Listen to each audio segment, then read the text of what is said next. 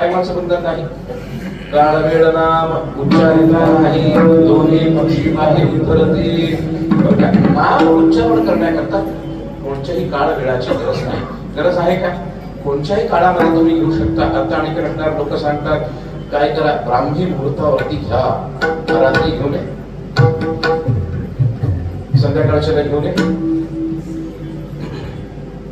मी प्रमाणशील बोलतो, उगाच काहीतरी बोलतो अशातला विचार नाही. मला प्रमाण आणि काय आहे. मी परवाच बोलून गेलो, आधार वाचून काय सांगशील कहाणी. मी प्रत्येकाला आधार देऊ शकतो. नामदेवराचे एक प्रमाण आहे, मी तसं म्हणून सांगतो. नामदेवानी प्रमाण सांगितलं की बाबा चिंतन कधी कधी करावं.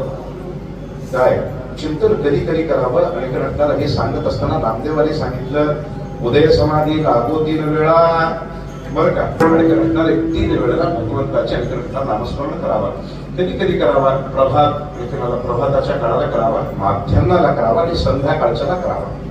बरं का. हे कोण सांगतो? मी सांगत नाही, नामदेव सांगतात.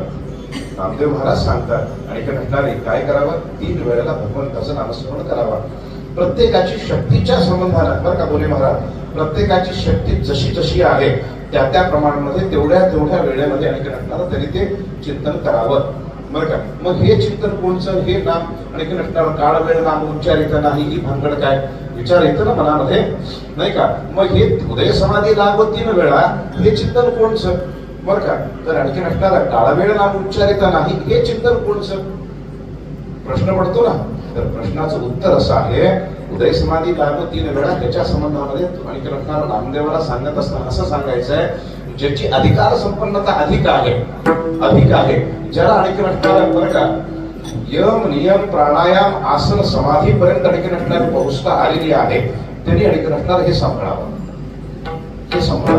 ज्याला यम नियम सांभाळता आलं पाहिजे पहिल्यांदा, बरं का. परमार्थामध्ये यम सांभाळता आलं पाहिजे, नियम सांभाळता आलं पाहिजे, त्याच्यानंतर आसन सांभाळता आली पाहिजे आहे, बरं का.